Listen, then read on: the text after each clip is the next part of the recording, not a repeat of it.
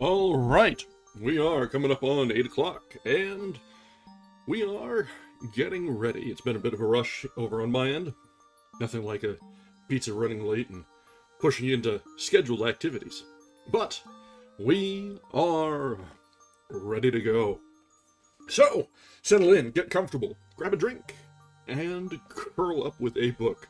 We are coming back tonight to Agatha Christie's The Murder of Roger Ackroyd. This is our third night reading. The cast has been assembled. Poirot has come forward, been pulled out of retirement to take the case. The titular character has been concluded, shall we say. And now we come to the how, the who, the why. And there's already a mix, a mishmash of motives, opportunities, chances, and mischance. So, who will we find out was the culprit? Who decided to put an end to Roger Ackroyd, and why? We have the how of it, mostly. So now it just falls to our intrepid detective and the less competent hangers-on. The inspectors, the constables, the corporal, and maybe the doctor will help a little bit. Because what's a good detective without a doctor to assist them just a little? We commented on it last time, but the comparisons and contrasts between Poirot and Holmes are actually a lot of fun. They have some similarities. They've got sort of non-social, parasocial, antisocial elements to them, and their attention to detail is everything. But then the way they comport themselves is very different between the two. Holmes is more just focused entirely on the end goal. When he finds something that interests him, he's fully onto it. But then Poirot is a lot more eccentric, sort of plays in and around the other characters and their own motivations, and has the sort of their own idea, his own way to sort of coerce things into revealing more information than they might otherwise. So, it's the contrasts between them, having read the first of the Sherlock Holmes collections, is a lot of fun. And this is a little bit more in-depth than we saw Holmes ever was. Since this is an entire novel with one case, as opposed to the short stories and the case after case after case rapid-fire that we saw with Holmes, we get a different look into the character of Poirot here than we saw from Holmes. So I think we'll benefit a little bit from that. And that does make me want to go back and read some of the more robust cases, the longer cases, the single novel cases for Sherlock Holmes, Baskerville and the like. So that's on our short list for certain. So we're gonna hopefully not go too deep into a mystery hole here. There's so many other things to read, and we're coming up on October, so we've got a lot of plans. But yeah, and you are spot on. X-Files carried that trope on. We've got the investigator and the assistant doctor. It works really well from a trope perspective and just from a storytelling perspective. You've got the inspector, who is a mix of both going by feeling, going by intuition, but also being hard evidence-based, where they're tracking out all the individual clues with their excessive powers of observation. And then you got the doctor on the flip side, who may not be as observant, but with their perspective, their grounding in science and knowledge and backstory and history and logic, can give a different perspective than the doctor does. And in a way, because they are less eccentric, it's a way for the audience to latch on to a specific character. We've got the two different types that the fans can enjoy, one or the other, or both, but usually people will have a favorite. And this is it's a tried and true way to forge the story in the way you would like and have the motivation to keep things going. So it works out pretty well. Alright, so let's go ahead now. We've got a lot of book ahead of us. We are just under halfway through. So, we return now to the Murder of Roger Ackroyd from Chapter 11. Poirot pays a call. I was slightly nervous when I rang the bell at Marby Grange the following afternoon. I wondered very much what Poirot expected to find out.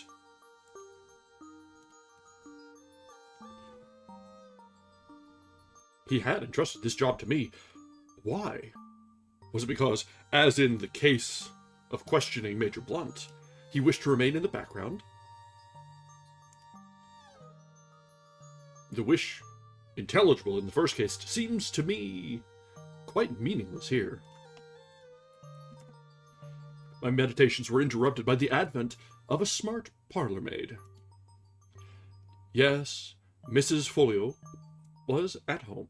I was ushered into a big drawing room and looked round me curiously as I waited for the mistress of the house.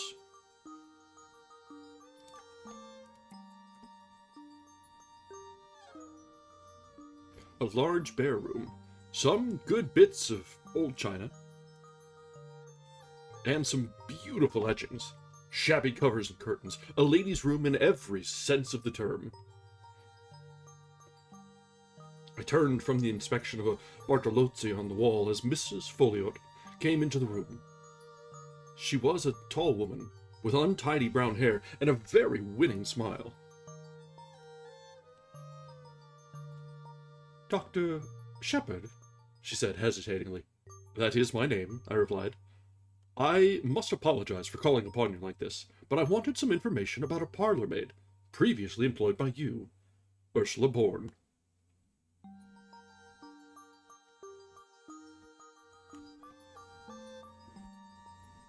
With the utterance of the name, the smile vanished from her face, and all the cordiality froze out of her manner. She looked uncomfortable and ill at ease. "Ursula Bourne?"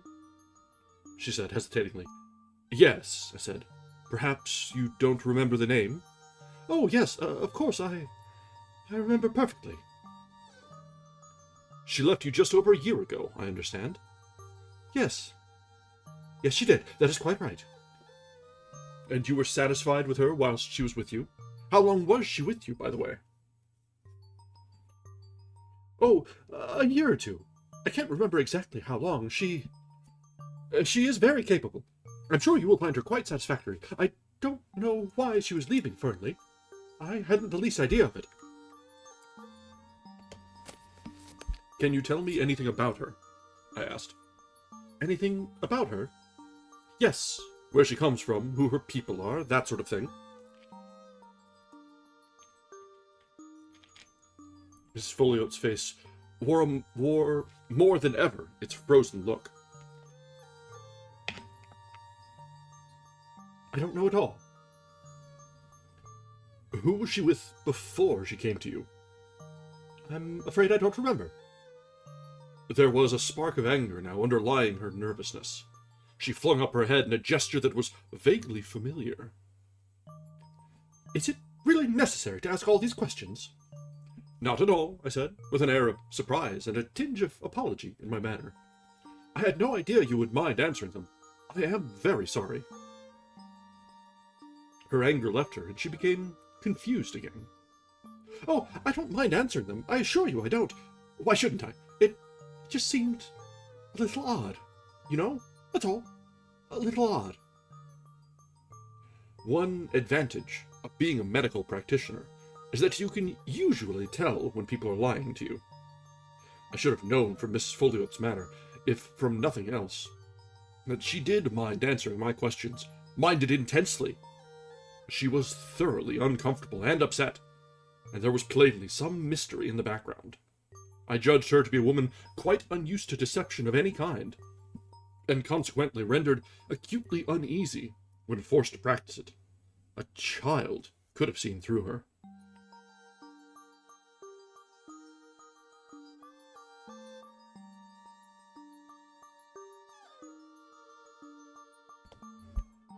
but it was also clear that she had no intention of telling me anything further. Whatever the mystery centering around Ursula Bourne might be, I was not going to learn it through Mrs. Foyle. Defeated, I apologized once more for disturbing her, took my hat, and departed. I went to see a couple of patients and arrived at home about 6 o'clock. Caroline was sitting beside the wreck of a tea things. She had that look of suppressed exultation on her face, which I knew only too well. It is a sure sign with her of either the getting or the giving of information. I wondered which it had been.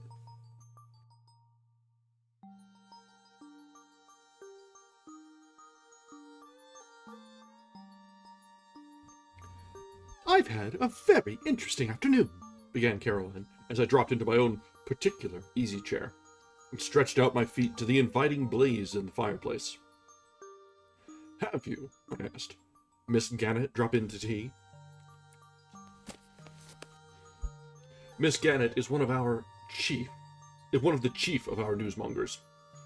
"Guess again," said Caroline with intense complacency. I guessed several times, working slowly through all the members of Caroline's intelligence corps. My sister received each guess with a triumphant shake of the head. In the end, she volunteered the information herself. "Monsieur Poirot," she said. "Now, what do you think of that?" I thought a good many things of it, but I was careful not to say them to Caroline. "Why did he come?" I asked. "To see me, of course. He said that, knowing my brother so well, he hoped he might be permitted to make the acquaintance of his charming sister." "Your charming sister! I've got mixed up, but you know what I mean." "What did he talk about?" I asked. "He told me a lot about himself, and his cases. You know that Prince Paul of Mauritania, the one who's just married a dancer?" "Yes. I saw a most intriguing paragraph about her in Society Snippets the other day, hinting that she was really a Russian Grand Duchess, one of the Tsar's daughters who managed to escape from the Bolsheviks. Well, it seems that Monsieur Poirot solved a baffling murder mystery that threatened to involve them both. Prince Paul was beside himself with gratitude." "Did he give him an emerald tie pin the size of a plover's egg?" I inquired sarcastically. "He didn't mention it. Why?" "Nothing," I said. "I thought it was always done. It is in detective fiction, anyway. The super detective always has his room littered with rubies and pearls and emeralds from grateful royal clients." "It's very interesting to hear about these things from the inside," said my sister complacently. It would be to Caroline. I could not but admire the ingenuity of Monsieur Hercule Poirot, who had selected unerringly the case of all the others that would most appeal to an elderly maiden lady living in a small village. "Did he tell you if the dancer was really a Grand Duchess?" I inquired. "He was not at liberty to speak," said Caroline importantly. I wondered how far Poirot has strained the truth in talking to Caroline. Probably not at all. He had conveyed his innuendos by means of his eyebrows and his shoulders.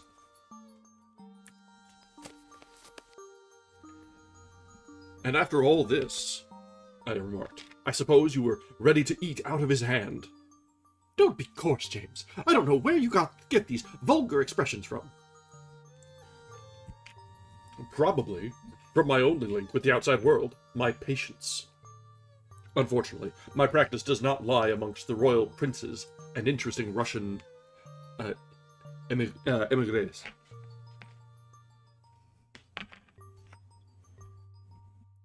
Caroline pushed her spectacles up and looked at me. "You seem very grumpy, James. It must be your liver. A blue pill, I think, tonight." To see me in my own home, you would never imagine that I was a doctor of medicine. Caroline does the home prescribing both for herself and me. "Damn my liver," I said irritably. "Did you talk about the murder at all?" "Well, naturally, James. What else is there to talk about locally? I was able to set Monsieur Poirot right upon several points.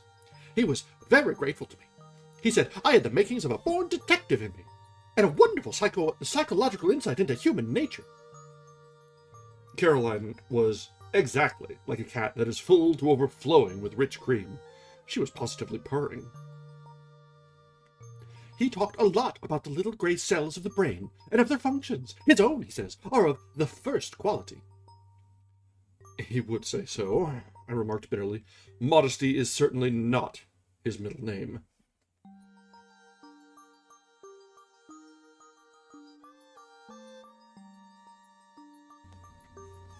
I wish you would not be so horribly American, James. He thought it very important that Ralph should be found as soon as possible, and induced to come forward and give an account of himself. He says that his disappearance will produce a very unfortunate impression at the inquest. And what did you say to that? I agreed with him, said Caroline importantly, and I was able to tell him the way people were already talking about it. Caroline, I said sharply, did you tell Monsieur Poirot what you overheard in the wood that day? I did, said Caroline complacently. I got up and began to walk about.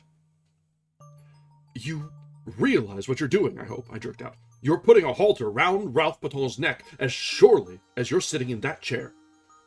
Not at all, said Caroline, quite unruffled. I was surprised that you hadn't told him. I took very good care not to, I said. I'm fond of that boy. So am I. That's why I say you're talking nonsense. I don't believe Ralph did it, and so the truth can't hurt him. And we ought to give Monsieur Poirot all the help we can. Why, think, very likely Ralph was out with that identical girl on the night of the murder, and if so, he's got a perfect alibi. If he's got a perfect alibi, I retorted, why doesn't he come forward and say so? Might get the girl into trouble, said Caroline sapiently, but if Monsieur Poirot gets hold of her, and puts it to her as her duty, she'll come forward of her own account and clear Ralph. Yes, hello, Zoe.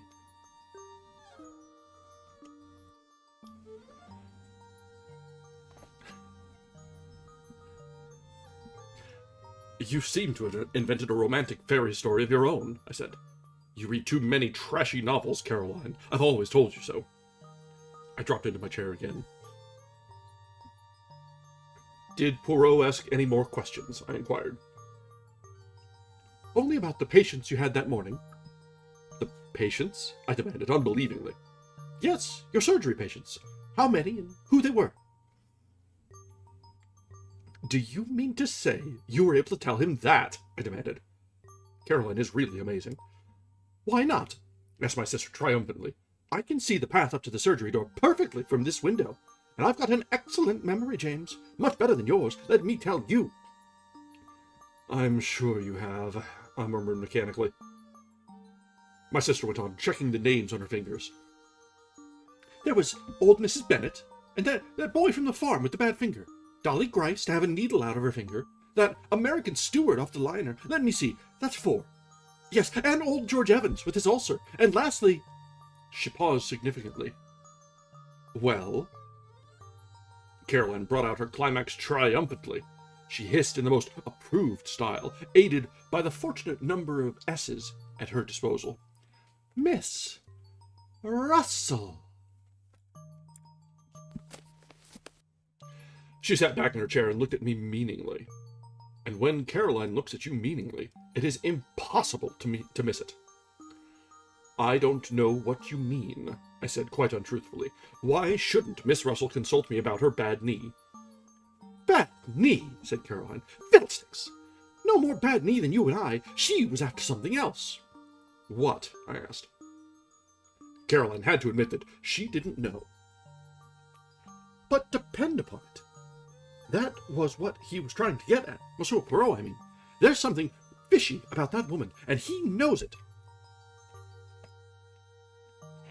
Precisely the remark Mrs. Ackroyd made to me yesterday, I said. That there was something fishy about Miss Russell.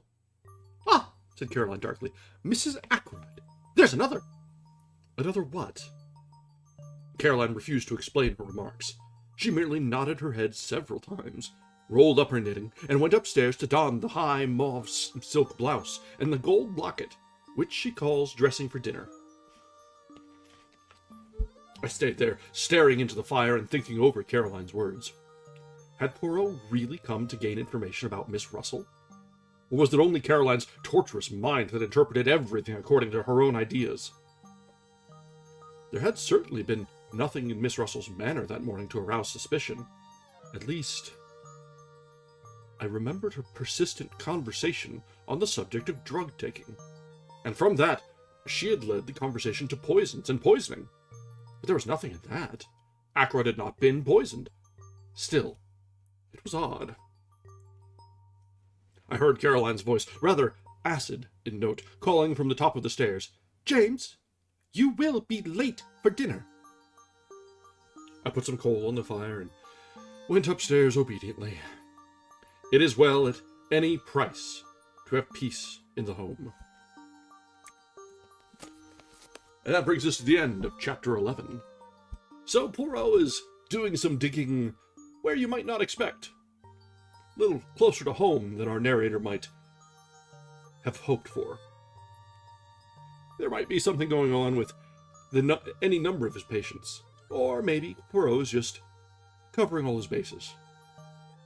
But the maid that was let go is very suspicious, given how the previous employer reacted.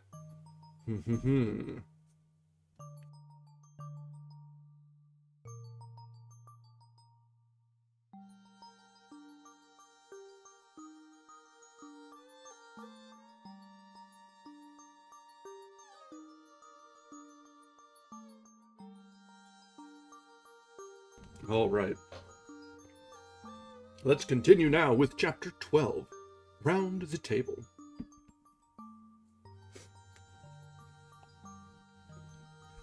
A joint inquest was held on Monday. I do not propose to give the proceedings in detail. To do so would only be to go over the same ground again and again. By arrangement with the police, very little was allowed to come out. I gave evidence as to the cause of Ackroyd's death and the probable time. The absence of Ralph Paton was commented on by the coroner, but not unduly stressed. Afterwards, Poirot and I had a few words with Inspector Raglan. The inspector was very grave. "He looks bad, Mr. Poirot," he said. "I'm trying to judge the thing fair and square. I'm a local man, and I've seen Captain Paton many times in Cranchester. I'm not wanting him to be the guilty one, but it's bad whichever way you look at it. If he's innocent, why doesn't he come forward? We've got evidence against him, but it's just possible that that evidence could be explained away. Then why doesn't he give an explanation?" A lot more lay behind the inspector's words than I knew at the time. Ralph's description had been wired to every port and railway station in England. The police everywhere were on the alert. His rooms in town were watched, and any houses he had been known to be in the habit of frequenting. With such a cordon, it seemed impossible that Ralph should be able to avoid detection. He had no luggage, and as far as anyone knew, no money. "I can't find anyone who saw him at the station that night," continued the inspector, "and yet he's well known down here. And you'd think somebody would have noticed him. But there's no news from Liverpool either." "You think he went to Liverpool?" queried Poirot. "Well, it's on cards. That telephone message from the station just 3 minutes before the Liverpool express left. There ought to be something in that." "Unless it was deliberately intended to throw you off the scent. That might just possibly be the point of the telephone message." "That's an idea," said the inspector eagerly. "Do you really think that's the explanation of the phone call?" "My friend," said Poirot gravely, "I do not know, but I will tell you this. I believe that when we find the explanation of that telephone call, we shall find the explanation of the murder." "You said something like that before, I remember," I observed, looking at him curiously. Poirot nodded. "I always come back to it," he said seriously. "It seems to me utterly irrelevant," I declared. "I wouldn't say that," demurred the inspector, "but I must confess, I think Mr. Poirot here harps on it a little too much. We've better clues than that, the fingerprints on the dagger, for instance." Poirot became suddenly very foreign in manner, as he often did when excited over anything. "Monsieur l'Inspecteur," he said, Beware of the blind. The blind, comment dire? The little street that has no end to it. Inspector Raglan stared, but I was quicker. You mean a blind alley? I said. That is it. The blind street that leads nowhere. So it may be with those fingerprints. They may lead you nowhere. I don't see how that can be. It can well be, said the police officer. I suppose you're hinting at their fate. I've heard of such things being done, though I can't say I've ever come across it in my experience. But fake or true, they're bound to lead somewhere. Poirot merely shrugged his shoulders, flinging out his arms wide. The inspector then showed us various enlarged photographs of the fingerprints, and proceeded to become technical on the subject of loops and whorls. Come now, he said at last, annoyed by Poirot's detached manner. You've got to admit that those prints were made by someone who was in the house that night. Bien entendu, said Poirot, nodding his head. Well, I've taken the prints of every member of the household, every one, mind you, from the old lady down to the kitchen maid. I don't think Mrs. Ackroyd would enjoy being referred to as the old lady. She must spend a considerable amount on cosmetics. Everyone's, repeated the inspector fussily. Including mine, I said dryly. Very well. None of them correspond. That leaves us two alternatives. Ralph Patton, or the mysterious stranger the doctor here tells us about. When we get hold of those two... Much valuable time may have been lost, broke in Poirot. I don't quite get you, Mr. Poirot. You have taken the prints of everyone in the house, you say, murmured Poirot. Is that the exact truth you're telling me there, Monsieur l'Inspecteur? Certainly. Without overlooking anyone? Without overlooking anyone. The quick or the dead? For a moment the inspector looked bewildered at what he took to be a religious observation. Then he reacted slowly. You mean... The dead, Monsieur l'Inspecteur. The inspector still took a minute or two to understand. I am suggesting, said Poirot placidly, that the fingerprints on the dagger handle are those of Mr. Ackroyd himself. It is an easy matter to verify. His body is still available. But why? What would be the point of it? You're surely not suggesting suicide, Mr. Poirot. Ah, no. My theory is that the murderer wore gloves or wrapped something round his hand. After the blow was struck, he picked up the victim's hand and closed it round the dagger handle. But why? Poirot shrugged his shoulders again. To make a confusing case even more confusing. Well, said the inspector, I'll look into it. What gave you that idea in the first place? When you were so kind as to show me the dagger and draw attention to the fingerprints. I know very little of loops and whorls. See, I confess my ignorance, frankly. But it did occur to me that the position of the prints was somewhat awkward. Not so would I have held a dagger in order to strike. Naturally, with the right hand brought up over the shoulder backwards. It would have been difficult to put it in exactly the right position. Inspector Raglan stared at the little man. Poirot, with an air of great unconcern, flecked a speck of dust from his coat sleeve. Well, said the inspector, it's an idea. I'll look into it all right, but don't you be disappointed if nothing comes of it. He endeavored to make his tone kindly and patronizing. Poirot watched him go off. Then he turned to me with twinkling eyes. Another time, he observed, I must be more careful of his amour-propre. And now that we are left to our own devices, what do you think, my good friend, of a little reunion of the family? The little reunion, as Poirot called it, took place about half an hour later. We sat round the table in the dining room at Fernley, Poirot at the head of the table, like the chairman of some ghastly board meeting. The servants were not present, so we were 6 in all. Mrs. Ackroyd, Flora, Major Blunt, young Raymond, Poirot, and myself.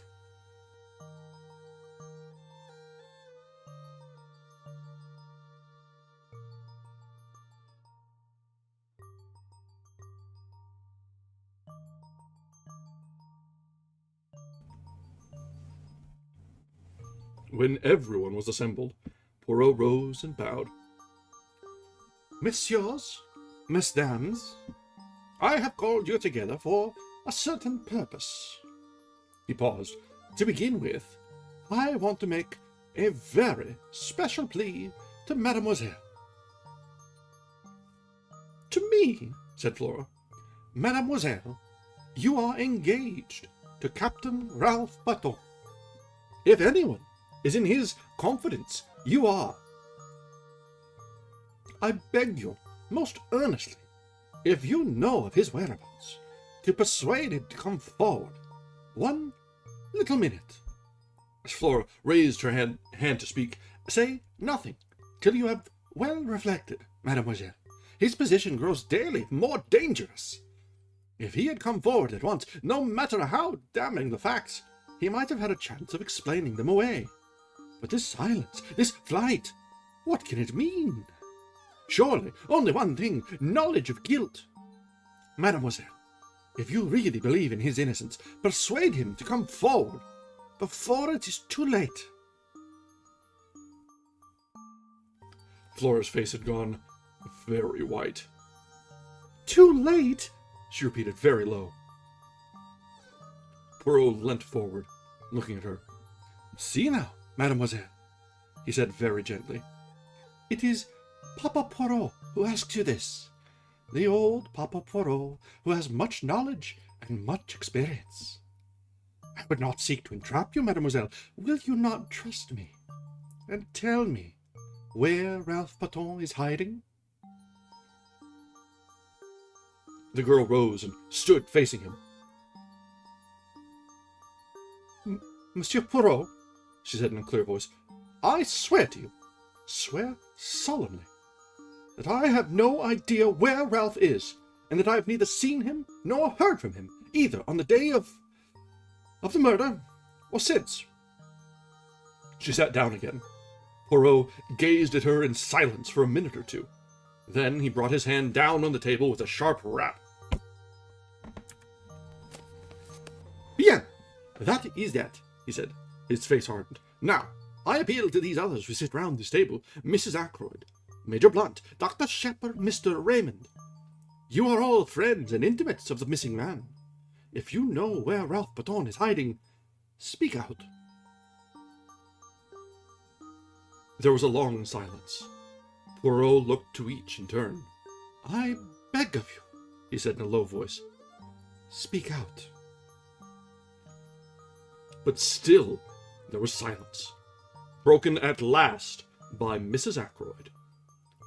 I must say, she observed in a plaintive voice, that Ralph's absence is most peculiar indeed. Not to come forward at such time, it looks, you know, as though there was something behind it. I can't help thinking, Flora dear, that it was a very fortunate thing your engagement was never formally announced. Mother! Cried Flora angrily. Providence, declared Mrs. Ackroyd. I have a devout belief in Providence, a divinity that shapes our ends, as Shakespeare's beautiful line runs. Surely you don't make the Almighty directly responsible for thick ankles, Mrs. Ackroyd, do you? Asked Geoffrey Raymond, his irresponsible laugh ringing out. His idea was, I think, to loosen the tension, but Mrs. Ackroyd threw him a glance of reproach and took out her handkerchief.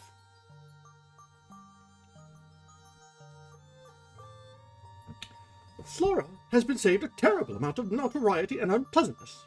Not for a moment that I think dear Ralph had anything to do with poor Roger's death. I don't think so.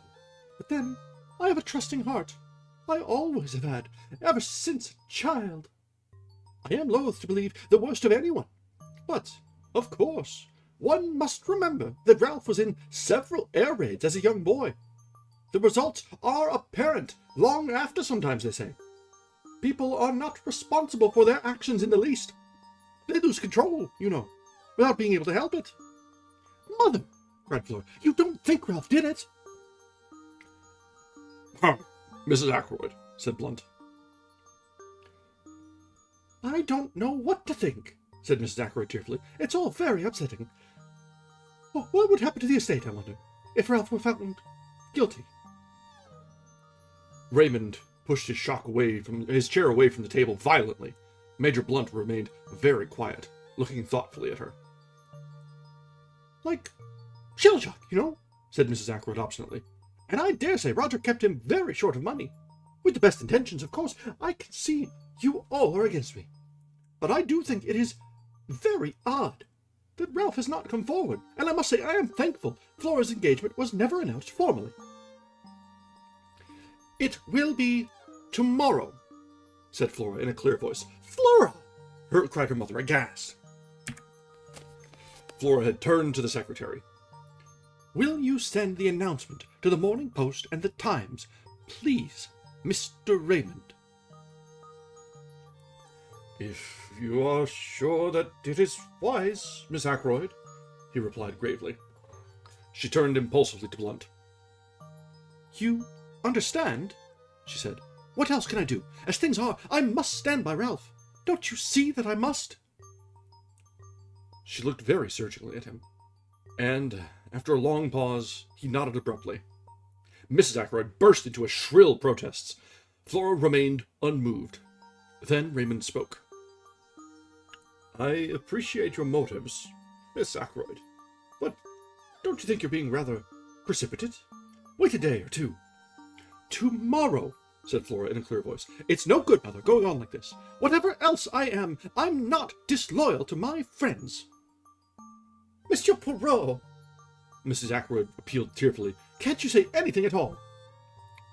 Nothing to be said, interpolated Blunt. She's doing the right thing. I'll stand by her through thick and thin. Flora held out her hand to him. Thank you, Major Blunt, she said. Mademoiselle, said Poirot, will you let an old man congratulate you on your courage and your loyalty? And will you not misunderstand me if I ask you most solemnly, to postpone the announcement you speak of for at least 2 days more? Flora hesitated. I ask it in Ralph Baton's interests, as much as in yours, mademoiselle. You frown. You do not see how that can be, but I assure you that it is so. Pas de bleu. You put the case into my hands. You must not hamper me now. Flora paused a few minutes before replying. I do not like it, she said at last, but I will do as you say. She sat down again at the table.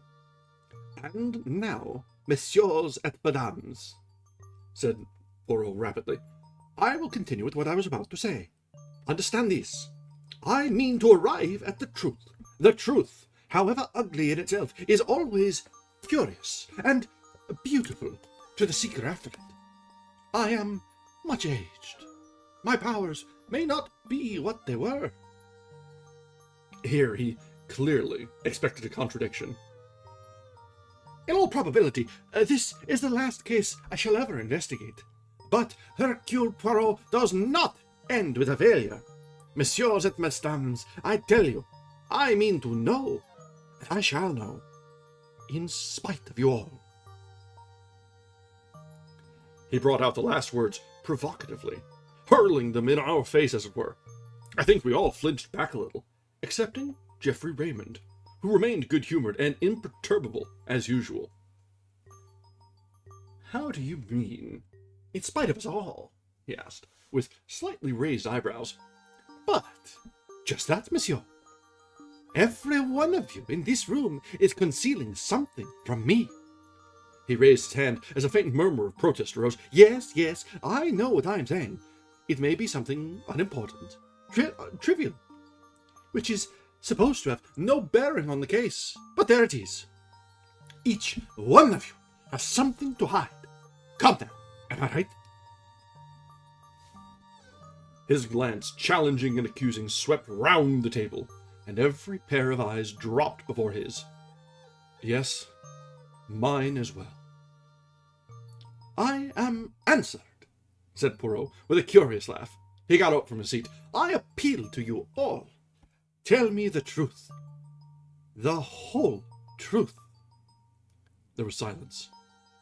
Will no one speak? He gave the same short laugh again. C'est dommage, he said, and went out. And that is the end of chapter 12. Well, that was interesting there. Poirot pulling together everyone, having the little chat. The commune with everyone who might be subject, might be related, might be witness, might have some sort of information. And rather scathingly, calling every one of them out. Very interesting. I liked that. That was a very good chapter there. I liked how that played out.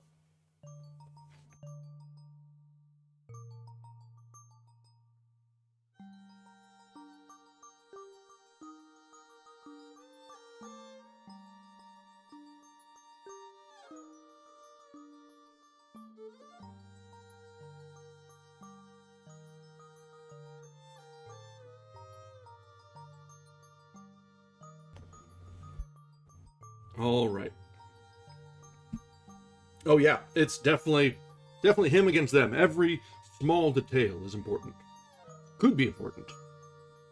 And yeah, everyone has something to hide. You might not think it's relevant, but if you're actually trying to get to the root of something, all cards on the table.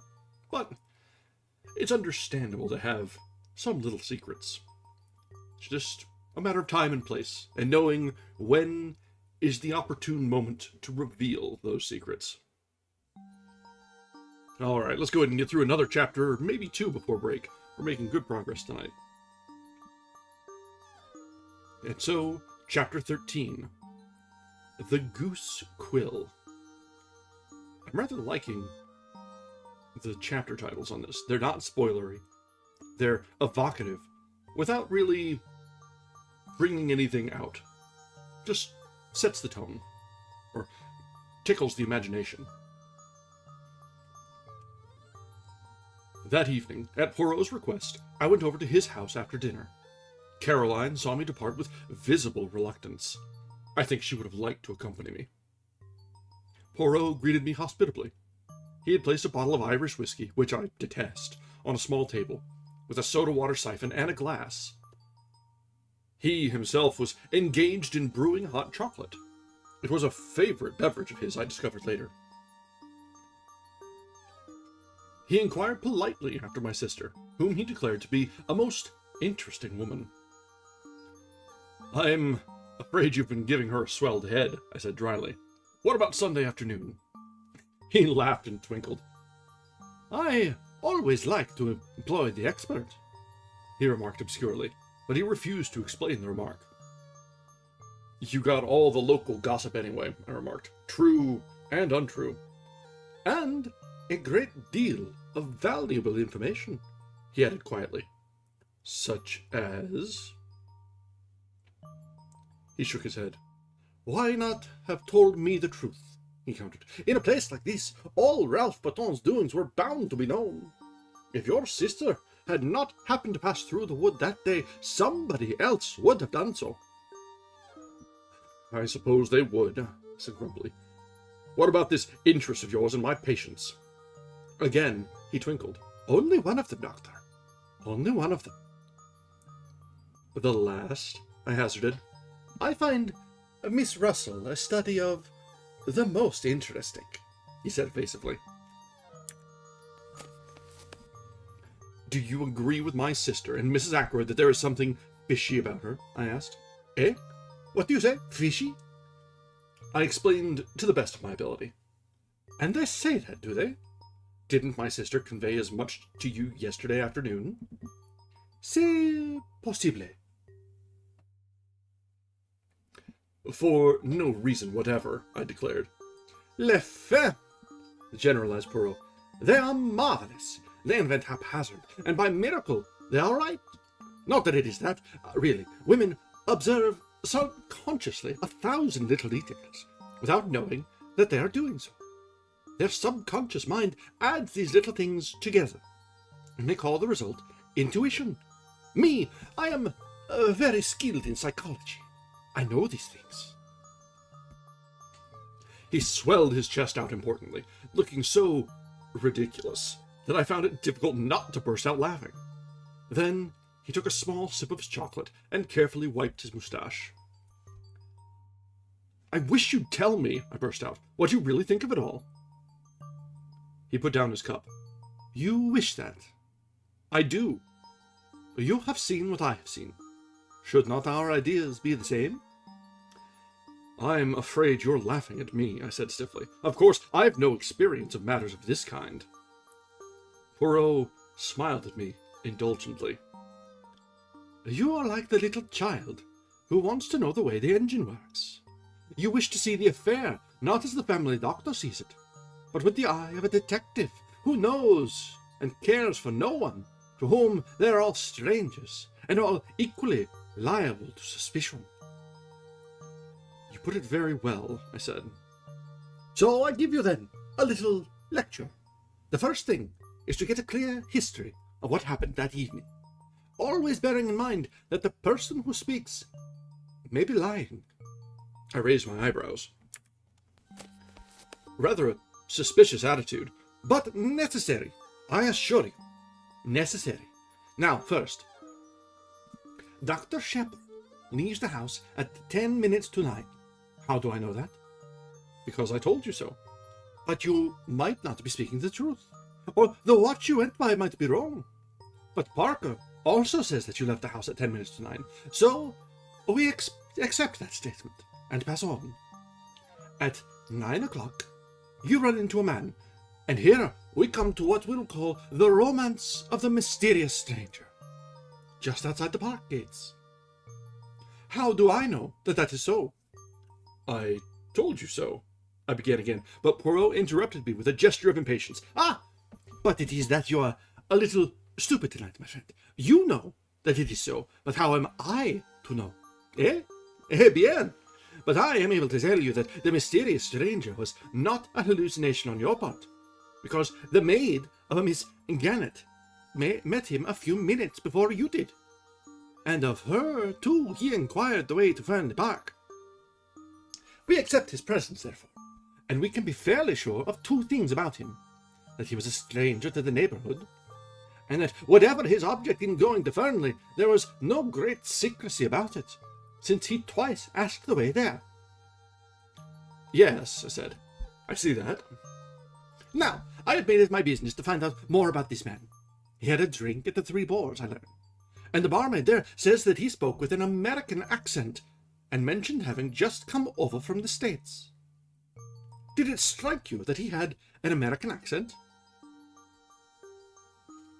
Yes, I think he had, I said after a minute or two, during which I cast my mind back.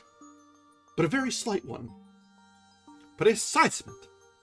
There is also this which, you will remember, I picked up at the summer house. He held out to me the little quill. I looked at it curiously. Then a memory of something I had read stirred in me.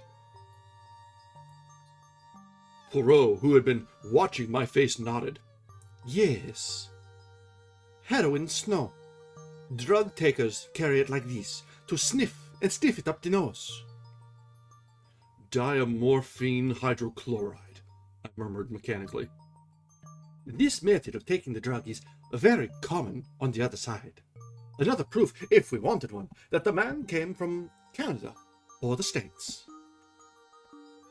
What first attracted your attention to that summer house? I asked curiously. My friend the inspector took it for granted that anyone using that path did so as a shortcut to the house. But as soon as I saw the summer house, I realized that the same path would be taken by anyone using the summer house as a rendezvous. Now, it seems fairly certain that the stranger came neither to the front nor to the back door. Then, did someone from the house go out and meet him? If so, what could be a more convenient place than that little summer house? I searched it with the hope that I might find some clue inside. too. The scrap of cambric and the quill. And the scrap of cambric? I asked curiously. What about that? Poirot raised his eyebrows. You do not use your little grey cells, he remarked dryly. The scrap of starched cambric should be obvious. Not very obvious to me. I changed the subject. Anyway, I said, this man went to the summer house to meet somebody. Who was that somebody? Exactly the question, said Poirot. You will remember that Mrs. Ackroyd and her daughter came over from Canada to live here. Is that what you meant today when you accused them of hiding the truth? Perhaps. Now, another point. What did you think of the parlourmaid's story? What story? The story of her dismissal. Does it take half an hour to dismiss a servant? Was the story of those important papers a likely one? And remember, though she says she was in her bedroom from 9:30 until 10 o'clock, there is no one to confirm her statement. You bewilder me, I said. To me, it grows clearer. But tell me now, your own ideas and theories. I drew a piece of paper from my pocket. I just scribbled down a few suggestions, I said apologetically. But excellent, you have method. Let us hear them. I read out in a somewhat embarrassed voice. To begin with, one must look at things logically. Just what my poor Hastings used to say, interrupted Poirot. But, alas, he never did so. Point number 1. Mr. Ackroyd was heard talking to someone at 9:30. Point number 2. At some time during the evening, Ralph Paton must have come in through the window, as evidenced by the prints of his shoes. Point number 3. Mr. Ackroyd was nervous that evening, and would only have admitted someone he knew. Point number 4. The person with Mr. Ackroyd at 9:30 was asking for money. We know Ralph Paton was in a scrape. These 4 points go to show that the person with Mr. Ackroyd at 9:30 was Ralph Paton, but we know that Mr. Ackroyd was alive at 9:45. Therefore, it was not Ralph who killed him. Ralph left the window open. Afterwards, the murderer came in that way. And who was the murderer? Inquired Poirot. The American stranger. He may have been in league with Parker, and possibly in Parker we have the man who blackmailed Mrs. Farrar. If so, Parker may have heard enough to realize the game was up, have told his accomplice so, and the latter did the crime with the dagger which Parker gave him. It is a theory that, admitted Poirot, decidedly you have cells of a kind. But it leaves a good deal unaccounted for. Such as the telephone call, the pushed-out chair. Do you really think the latter important? I interrupted. Perhaps not, admitted my friend. It may have been pulled out by accident, and Raymond or Blunt may have shoved it into place unconsciously after the stress of emotion. Then there is the missing £40. Given by Ackroyd to Ralph, I suggested. He may have reconsidered his first refusal. That still leaves one thing unexplained. What? Why was Blunt so certain, in his own mind, that it was Raymond with Mr. Ackroyd at 9:30? He explained that, I said. You think so? I will not press the point. Tell me instead, what were Ralph Paton's reasons for disappearing? That's rather more difficult, I said slowly. I shall have to speak as a medical man. Ralph's nerves must have gone foot. If he suddenly found out that his uncle had been murdered within a few minutes of his leaving him, after perhaps a rather stormy interview, well, he might get the wind up and clear right out. Men have been known to do that, act guiltily when they're perfectly innocent. Yes, that is true, said Poirot, but we must not lose sight of one thing. I know what you're going to say, I remarked. Motive. Ralph Paton inherits a great fortune by his uncle's death. That is one motive, agreed Poirot. One. Mais oui. Do you realize that there are 3 separate motives staring us in the face? Somebody certainly stole the blue envelope and its contents. That is one motive. Blackmail. Ralph Patton may have been the man who blackmailed Mrs. Farrar. Remember, as far as Hammond knew, Ralph Patton had not applied to his uncle for help of late. That looks as though he were being supplied with money elsewhere. Then there's the fact that he was in some, how do you say, scrape, which he feared might get to his uncle's ears. And finally, there's the one you have just mentioned. Dear me, I said, rather taken aback. The case does seem black against him. Does it? Said Poirot. That is where we disagree, you and I. 3 motives. It is almost too much. I am inclined to believe that, after all, Ralph Patton is innocent.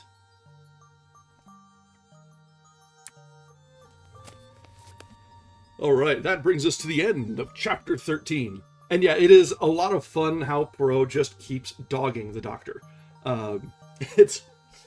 It's a slightly different dynamic than we see between Holmes and Watson. Although Holmes is kind of harsh to Watson too. So I think it's just the curse of being the assistant. You're always going to get, you're going to catch strays. Or, in this case, targeted fire. But yeah, he's like, oh, you're not using your brain at all. Or, oh, you've kind of got something going on there. I think that's a good part of it. Holmes is less direct when putting down his assistant. Poirot gives no shits. All right, with that, we're at about the halfway point for this evening. So, let's go ahead and take a few minutes.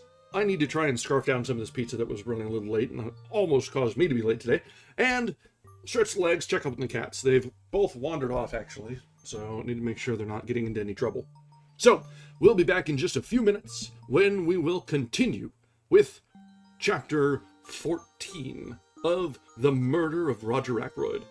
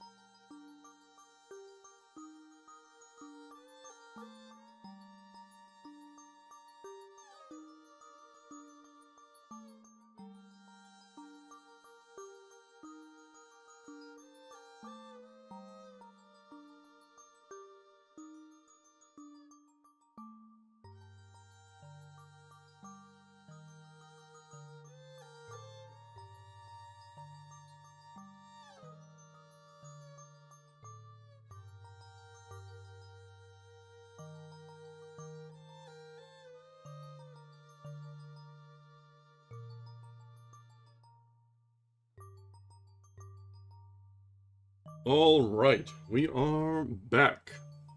I'm not sure where Zoe's run off to, but Simba is hanging out on the spare chair in the office. So, he's comfy enough. We'll see whether or not Zoe turns up again and yells at us like she did earlier when she showed up. So, let's continue now where we left off with chapter 14 of the Murder of Roger Ackroyd. It seems Poirot has some idea of how things are going. So, let's see if we can follow along the train of thought and maybe catch some of these ideas and twists. Mine are usually pretty close. Just depends on the particular mood. It's been storming today, so they're hiding a little bit more often.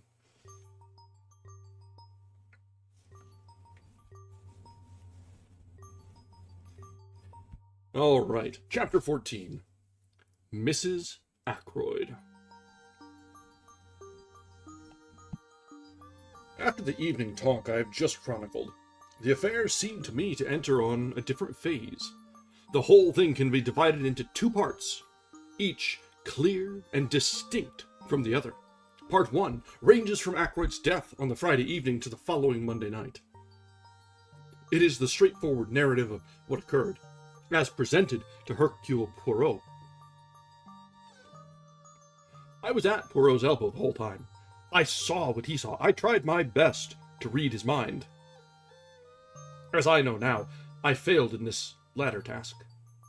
Though Poirot showed me all his discoveries, as, for instance, the gold wedding ring, he held back the vital and yet logical impressions that he formed. As I came to know later, this secrecy was characteristic of him. He would throw out hints and suggestions, but beyond that, he would not go. As I say, up till the Monday evening, my narrative might have been that of Poirot himself. I played Watson to his Sherlock. Hey, okay, so we're not the only ones making that connection. But after Monday, our ways diverged. Poirot was busy on his own account. I got to hear of what he was doing, because in King's Abbot, you get to hear of everything. But he did not take me in his confidence beforehand, and I too had my own preoccupations. On looking back, the thing that strikes me most is the piecemeal character of this period. Everyone had a hand in the elucidation of the mystery. It was rather like a jigsaw puzzle, to which everyone contributed their own little piece of knowledge or discovery. But their task ended there.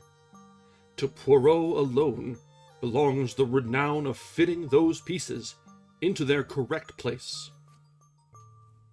Some of the incidents seemed, at the time, irrelevant and unmeaning. There was, for instance, the question of the black boots. But that comes later. To take things strictly in chronological order, I must begin with the summons from Mrs. Ackroyd.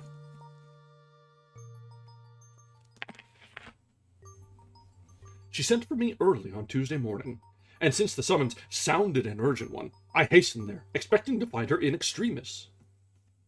The lady was in bed. So much did she concede to the etiquette of the situation. She gave me her bony hand and indicated a chair drawn up to the bedside. "Well, Mrs. Ackroyd," I said, "and what's the matter with you?" That's some bedside manner there, Doc. I spoke with that kind of spurious geniality, which seems to be expected of general practitioners.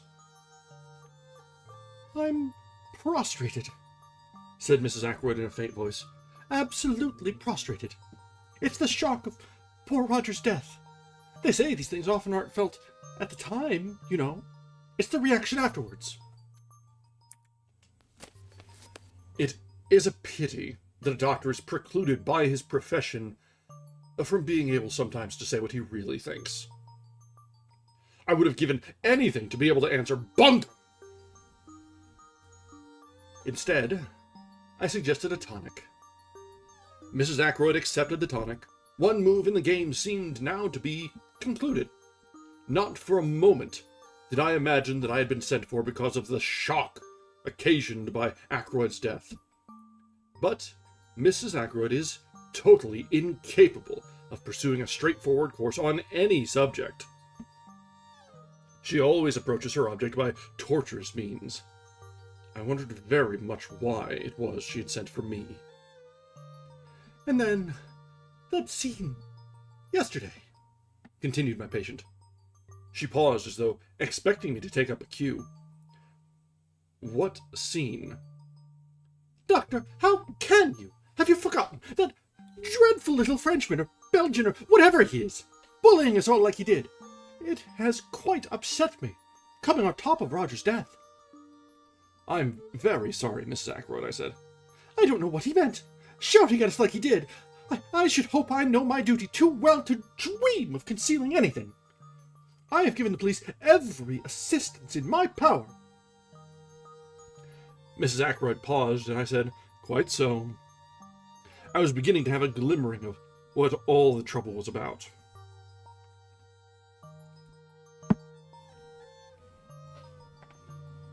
No one can say that I have failed in my duty, continued Miss Ackroyd. I am sure Inspector Raglan is perfectly satisfied.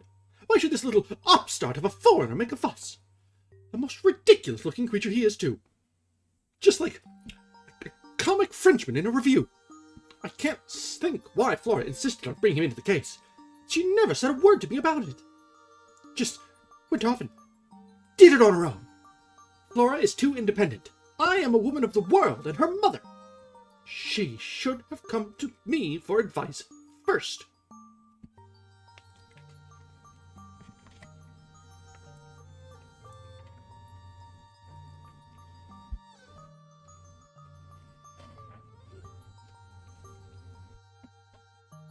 I listened to all this in silence. What does he think?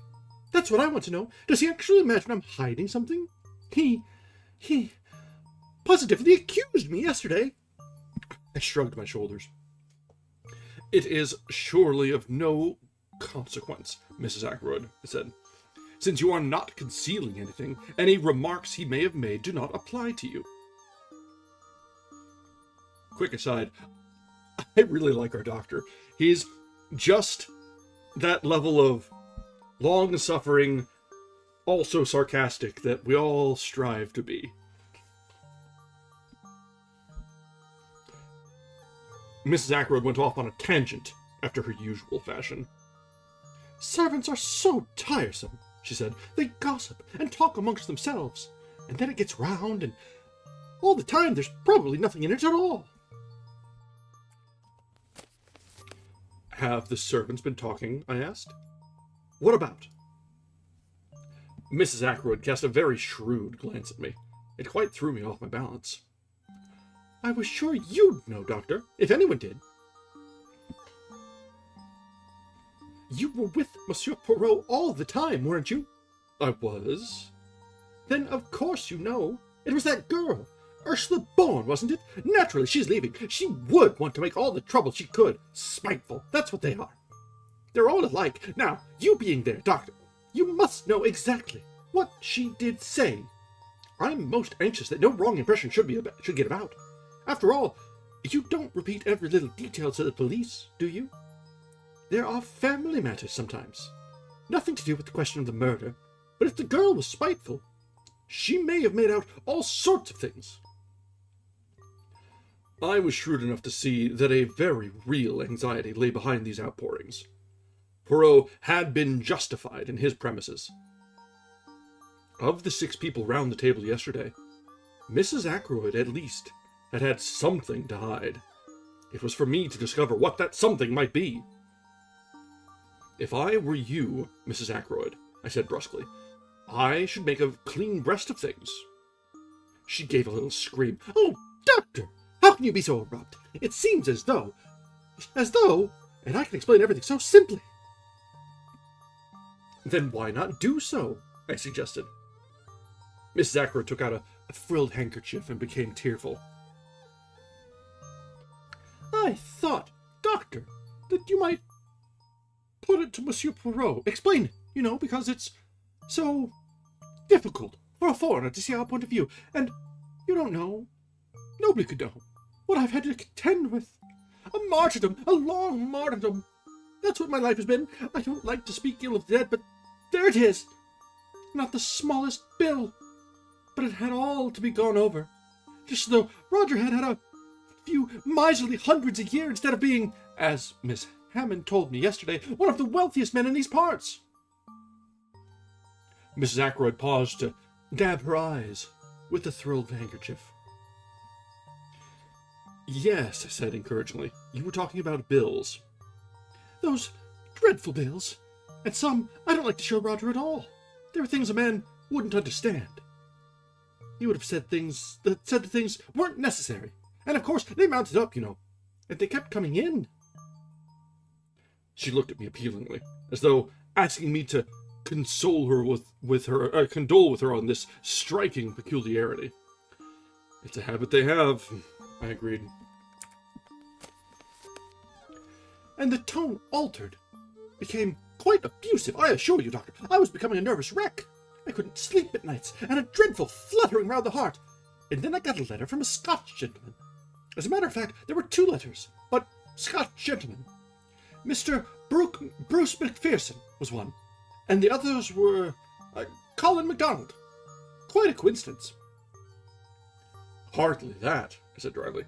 They are usually Scotch gentlemen, but I suspect a Semitic strain in their ancestry. Whoa, calm down.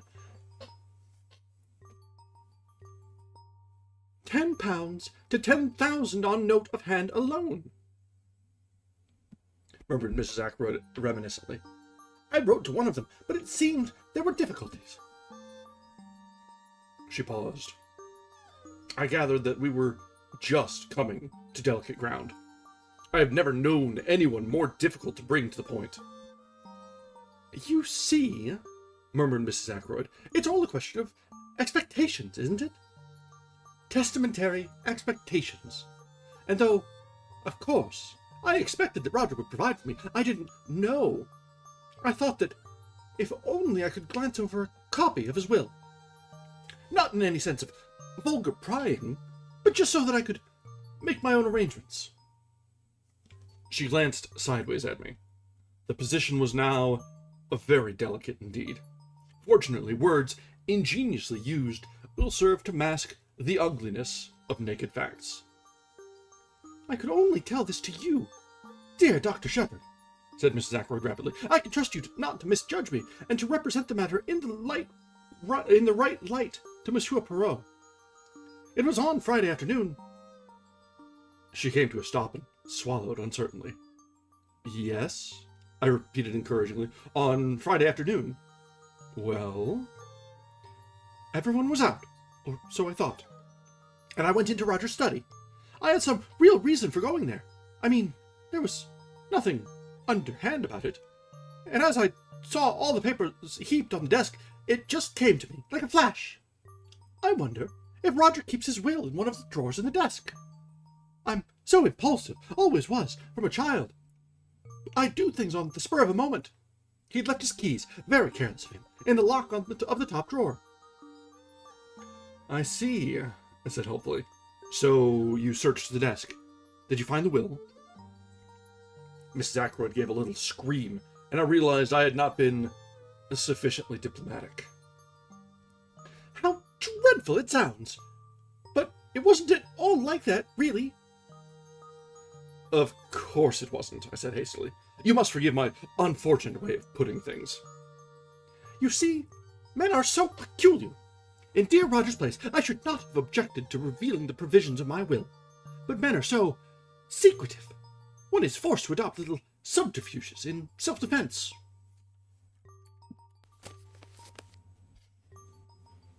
And the result of the little subterfuge? I asked. That's just what I'm telling you. As I got to the bottom drawer, Bourne came in. Most awkward. Of course, I shut the drawer and looked and stood up, and I called her attention to a few specks of dust on the surface. But I didn't like the way she looked. Quite respectful in manner, but a very nasty light in her eyes. Almost contemptuous. If you know what I mean. I never have liked that girl very much. She's a good servant, and she says ma'am and doesn't object to wearing caps and aprons, which I declare to you a lot of them do nowadays. and she can say "not at home" without scruples if she has to answer the door instead of Parker. And she doesn't have those peculiar gurgling noises inside which so many parlour-maids seem to have when they wait at table. Let me see, where was I? You were saying, in spite of several valuable qualities, you never liked Bourne. No more I do. She's odd. There's something different about her from the others. Too well educated.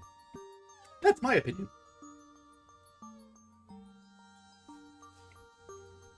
You can't tell who are ladies and who aren't nowadays. And what happened next? I asked. Nothing.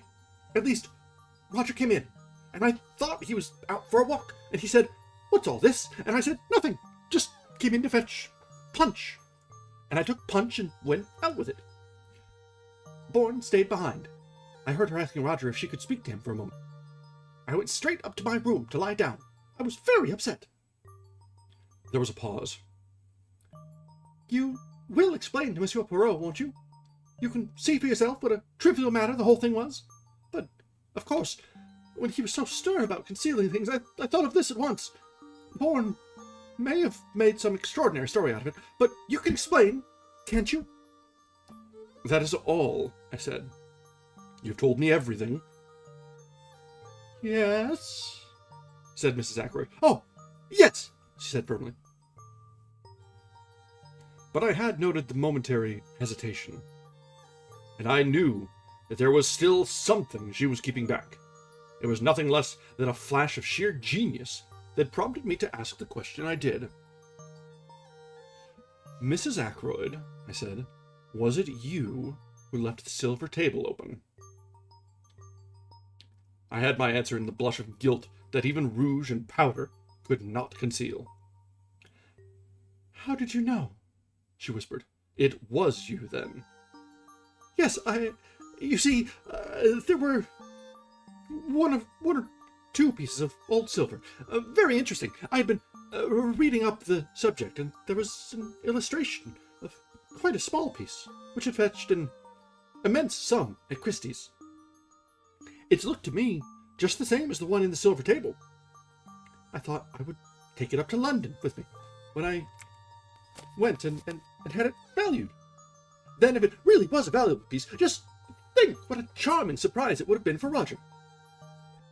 I refrained from comments, accepting Mrs. Ackroyd's story on its merits.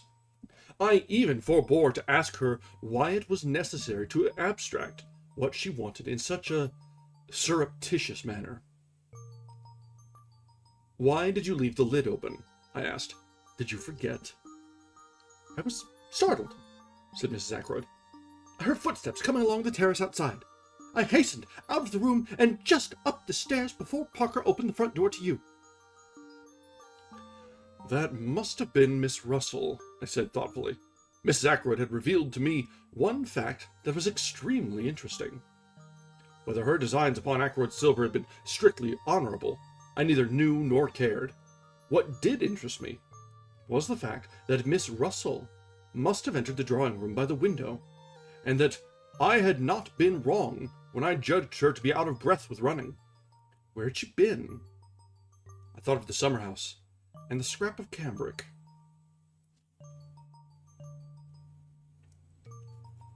"I wonder if Miss Russell has her handkerchief starched," I exclaimed on the spur of the moment. Mrs. Ackroyd's start recalled me to myself, and I rose. "You think you can explain to Monsieur Poirot?" she said anxiously. "Oh, certainly. Absolutely." I got away at last, after being forced to listen to more justifications of her conduct. The parlour maid was in the hall, and it was she who helped me on with my overcoat. I observed her more closely than I had done heretofore. It was clear that she had been crying.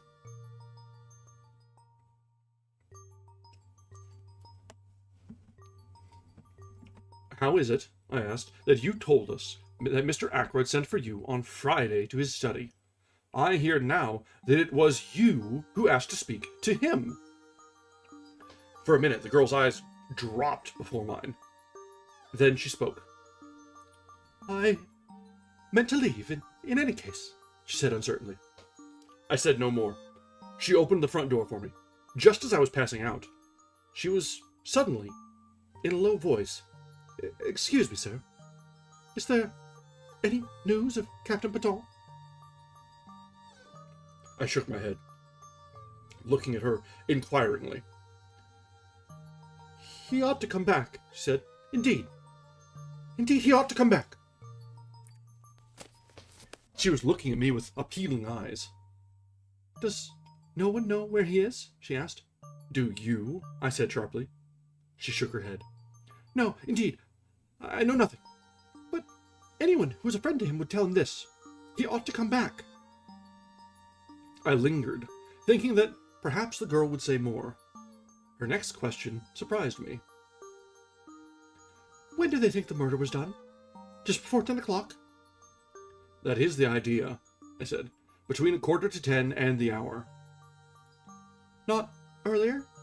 Not before 9:45? I looked at her attentively. She was so clearly eager for a reply in the affirmative. That's out of the question, I said. Miss Ackroyd saw her uncle alive at 9:45. She turned away, and her whole figure seemed to droop. A handsome girl, I said to myself as I drove off. An exceedingly handsome girl. Caroline was at home.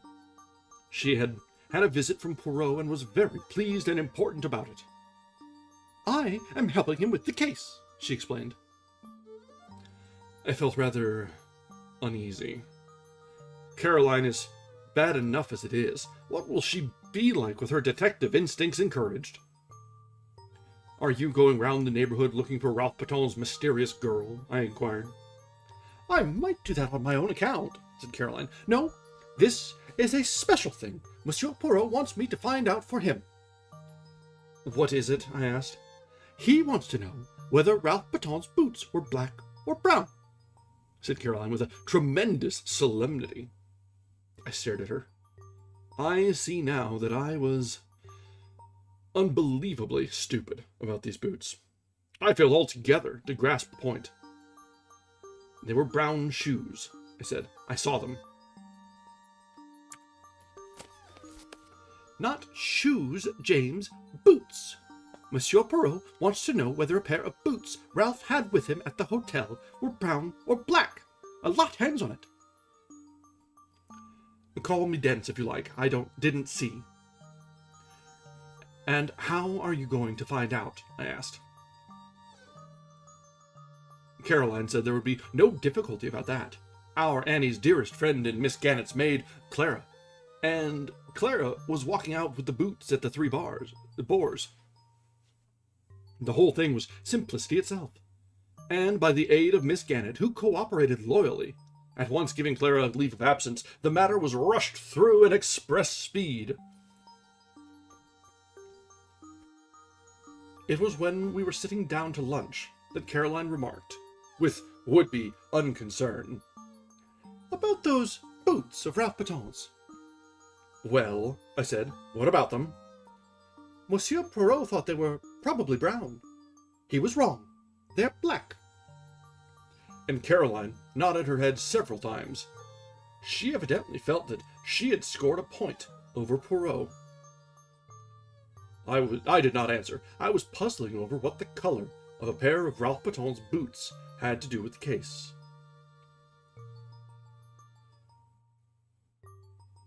And that's the end of chapter 14. And that's an interesting note to end there on. The color of the boots. It does bring to idea maybe, shoe polish, boot polish. The black obviously would have more polish and shine on it. And that can rub off, maybe. That's an entirely valid possibility.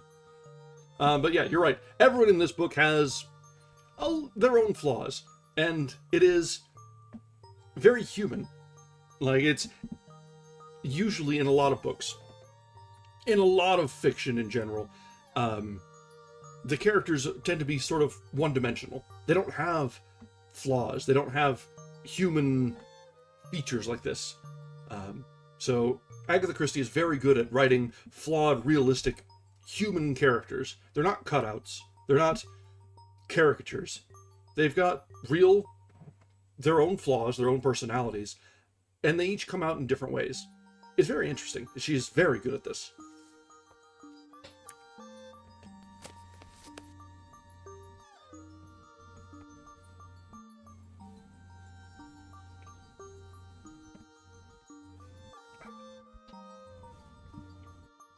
All right, let's continue now. We've got probably another 2 chapters in us, I'd say.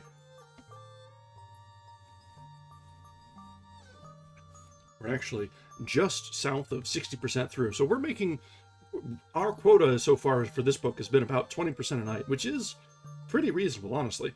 It gives us about another 2 days, and we're projected to finish on Tuesday or so. So, very happy with the pacing of this book. All right, chapter 15, Geoffrey Raymond. I was to have a further proof that day of the success of Poirot's tactics. That challenge of his had been a subtle touch, born of his knowledge of human nature. A mixture of fear and guilt had wrung the truth from Mrs. Ackroyd. She was the first to react. That afternoon, when I returned from seeing my patients, Caroline told me that Geoffrey Raymond had just left. Did he want to see me? I asked, as I hung up my coat in the hall. Caroline was hovering by my elbow. It was Monsieur Poirot he wanted to see, she said. He'd just come down from the Larches. Monsieur Poirot was out. Mr. Raymond thought that he might be here, or that you might know where he was. I haven't the slightest idea. I tried to make him wait, said Caroline, but he said he would call back at the Larches in half an hour, and went away down the village. A great pity, because Monsieur Poirot came in practically the minute after he left. Came in here? No, to his own house. How do you know? The side window, said Caroline briefly. This sister is a piece of work. It seemed to me we had now exhausted the topic. Caroline thought otherwise. Aren't you going across? Across where? To the Larches, of course. My dear Caroline, I said, what for? Mr. Raymond wanted to see him very particularly, said Caroline. You might hear what it's all about. I raised my eyebrows. Curiosity is not my besetting sin, I remarked coldly. I can exist comfortably without knowing exactly what my neighbors are doing and thinking. Stuff and nonsense, James, said my sister. You want to know just as much as I do. You're just not so honest. That's all. You always have to pretend. Really, Caroline, I said, and retired into my surgery. 10 minutes later, Caroline tapped at the door and entered. In her hand, she held what seemed to be a pot of jam. I wonder, James, she said, if you would mind taking this pot of medlar jelly across to Monsieur Poirot. I promised it to him. He has never tasted any homemade medlar jelly. Why can't Annie go? I asked coldly.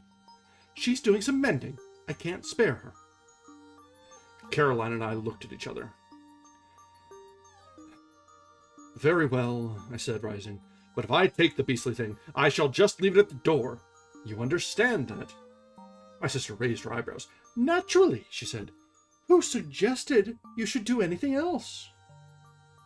The honors were with Caroline. If you do happen to see Monsieur Poirot, she said, as I opened the front door, you might tell him about the boots. It was a most subtle parting shot. I wanted dreadfully to understand the enigma of the boots. When the old lady with the Breton cap opened the door to me, I found myself asking him if Monsieur Poirot was in, quite automatically. Poirot sprang up to meet me, with every appearance of pleasure. Sit down, my good friend, he said. The big chair, the small one.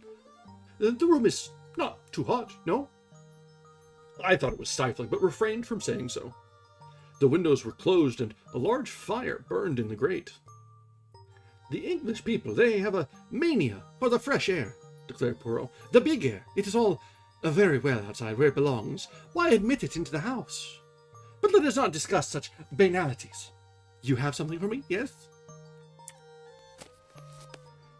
Two things," I said. "First, this, from my sister."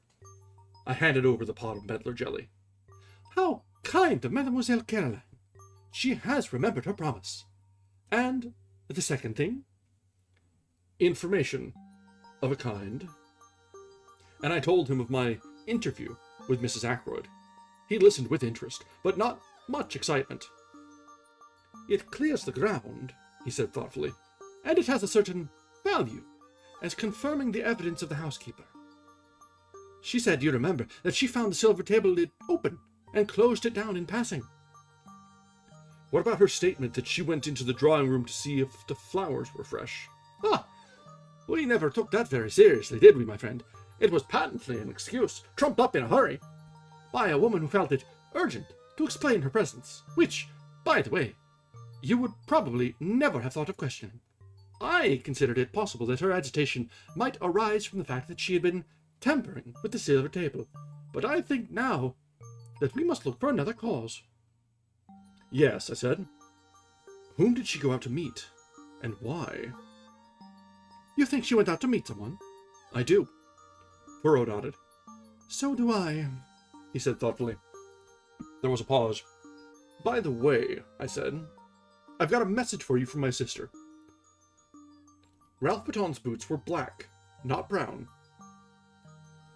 I was watching him closely as I gave him the message, and I fancied that I saw a momentary flicker of discomposure. If so, it passed almost immediately. "She is absolutely positive they are not brown?" "Absolutely." "Ah," said Poirot regretfully, "that is a pity." And he seemed quite crestfallen.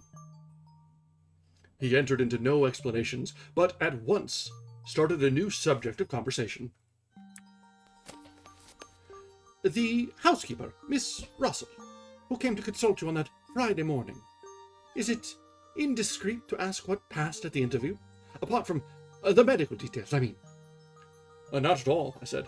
"When the professional part of the conversation was over, we talked for a few minutes about poisons, and the ease or difficulty of detecting them, and about drug taking and drug takers." "With special reference to cocaine?" asked Poirot. "How did you know?" I asked, somewhat surprised. For answer, the little man rose and crossed the room to where newspapers were filed. He brought me a copy of the Daily Budget, dated Friday, 16th September, and showed me an article dealing with the smuggling of cocaine. It was a somewhat lurid article, written with an eye to picturesque effect. "This is what put cocaine into my head, my friend," he said.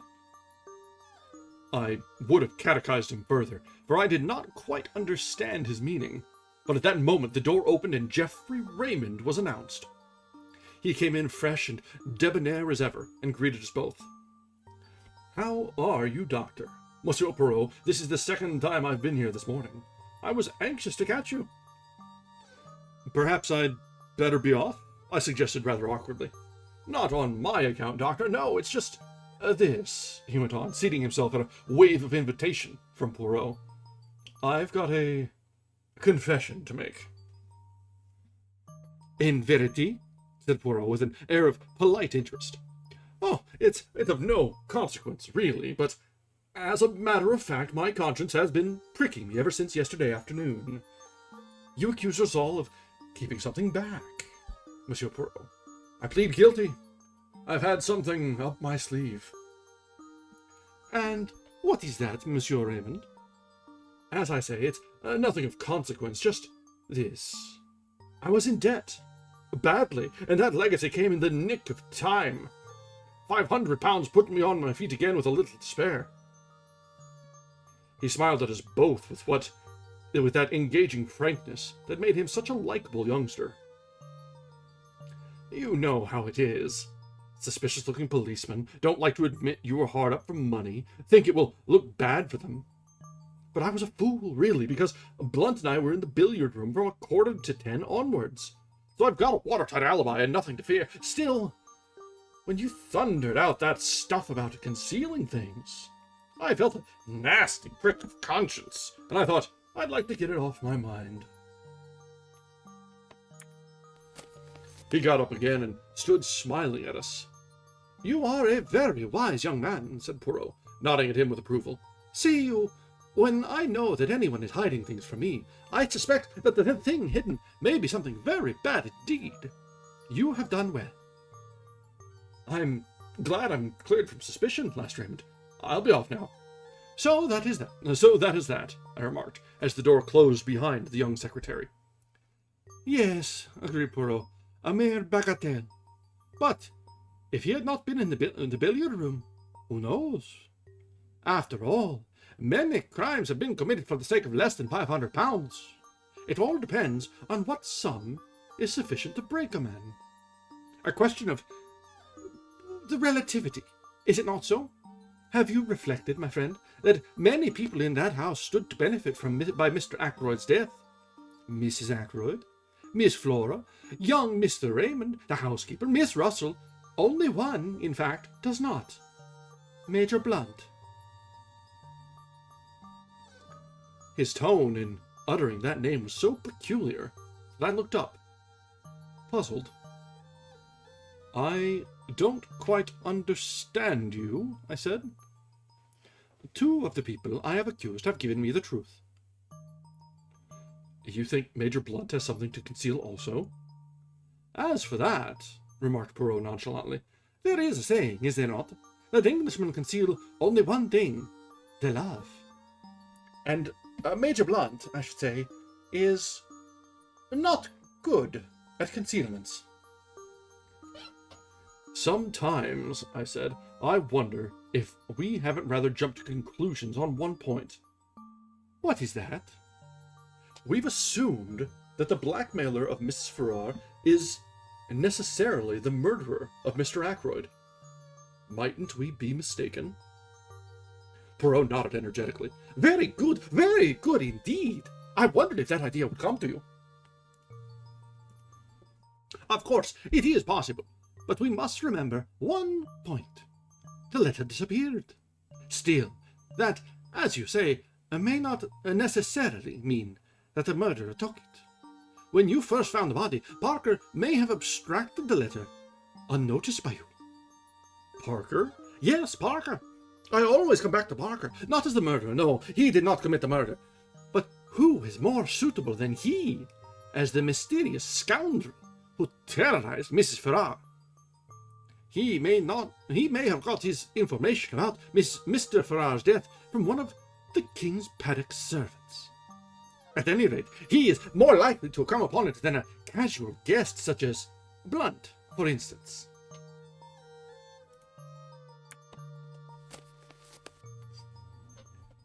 Parker might have taken the letter, I admitted. It wasn't till later that I noticed it was gone. How much later? After Blunt and Raymond were in the room, or before? I can't remember, I said slowly. I think it was before. No, afterwards. Yes, I'm almost sure it was afterwards. That widens the field to 3, said Poirot thoughtfully. But Parker is the most likely. It is in my mind to try a little experiment with Parker. How say you, my friend? Will you accompany me to Fernley? I acquiesced, and we set out at once. Poirot asked to see Miss Ackroyd, and presently Flora came to us. Mademoiselle Flora, said Poirot, I have to confide in you a little secret. I am not yet satisfied of the innocence of Parker. I propose to make a little experiment with your assistance. I want to reconstruct some of his actions on that night. But we must think of something to tell him. Ah, I have it! I wish to satisfy myself as to whether voices in the little lobby could have been heard outside on the terrace. Now, ring for Parker, if you will be so good. I did so, and presently the butler appeared, suave as ever. You rang, sir? Yes, my... Let's see who's talking. Yes, my good Parker. I have in mind a little experiment. I have placed Major Blunt on the terrace outside the study window. I want to see if anyone there could have heard the voice of Miss Ackroyd and yourself in the lobby that night. I want to enact that little scene over again. Perhaps you would fetch the tray or whatever it was you were carrying. Parker vanished, and we repaired to the lobby outside the study door. Presently we heard a chink in the outer hall, and Parker appeared in the doorway carrying a tray with a siphon, a decanter of whiskey, and 2 glasses on it. One moment, cried Poirot, raising his hand and seemingly very excited. We must have everything in order, just as it occurred. It is a little, method of mine. A foreign custom, sir, said Parker. A reconstruction of the crime, they call it, do they not? He was quite imperturbable as he stood there politely waiting on Poirot's orders. Ah, he knows something, the good Parker, said Poirot. He has read of these things. Now, I beg you, let us have everything of the most exact. You came from the outer hall, so? Mademoiselle was where? Here, said Flora, taking up her stand just outside the study door. Quite right, sir, said Parker. I had just closed the door, continued Flora.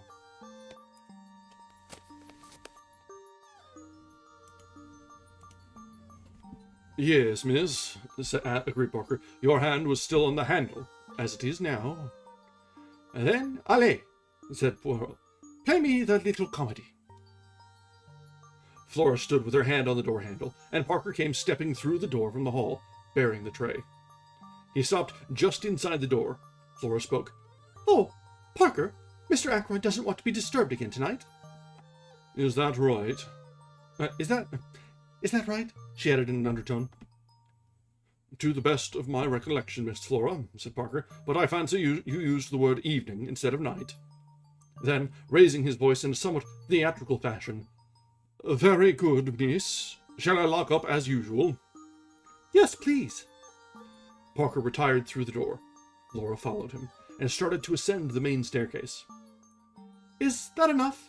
She asked over her shoulder. Admirable, declared the little man, rubbing his hands. By the way, Parker, are you sure there were 2 glasses on the tray that evening? Who was the second one for? I always bring 2 glasses, sir, said Parker. Is there anything further? Nothing, I thank you. Parker withdrew, dignified to the last. Poirot stood in the middle of the hall, frowning. Flora came down and joined us. Has your experiment been successful? She asked. I don't quite understand, you know. Poirot smiled admiringly at her. It is not necessary that you should, he said. But tell me, were there indeed 2 glasses on Parker's tray that night?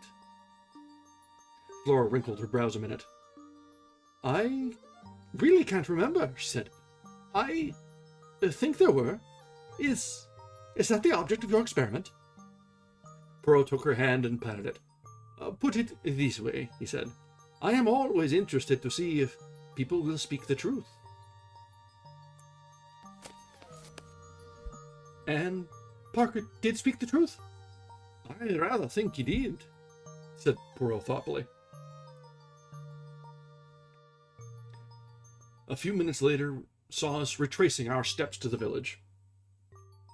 What was the point of that question about the glasses? I asked curiously. Poirot shrugged his shoulders. One must say something, he remarked. That particular question did as well as any other. I stared at him. At any rate, my friend, he said more seriously, I know now something I wanted to know. Let us leave it at that.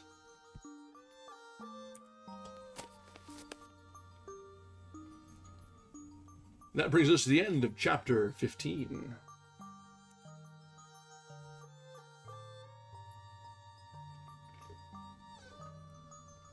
So there's a little bit more motivation coming out, a little bit more intrigue, a few more breadcrumbs being laid, but as yet, no one is really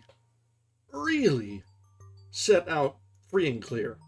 There's some extra motivations coming through, some extra suspicions being laid at certain persons, but nothing really concrete yet, unless just like the narrator, I'm missing some glorious clue that is going to break the case wide open. Maybe I'm not using my little gray cells. And yeah, all of this could still be red herrings. It could be until the very end. We'll not know. Could there be a massive twist? Could it be that all these clues are nothing? Or could it all have been revealed right from the very start, and we just didn't have the eyes to see? It could go any way. For as well as Agatha Christie is thought of for mysteries, it could be very well any of these. So, let's get through one more chapter tonight and see what sort of extra problems or ideas can be brought up. And so we have now chapter 16, An Evening at Mahjong.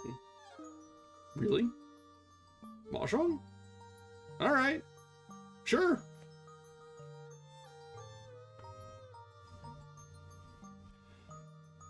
That night, we had a little mahjong party.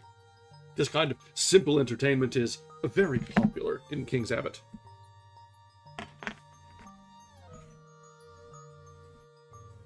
The guests arrive in galoshes and waterproofs after dinner. They partake of coffee and later of cake, sandwiches, and tea. On this particular night, our guests were Miss Gannett and Colonel Carter, who lives near the church. A good deal of gossip is handed round at these evenings, sometimes seriously interfering with the game in progress.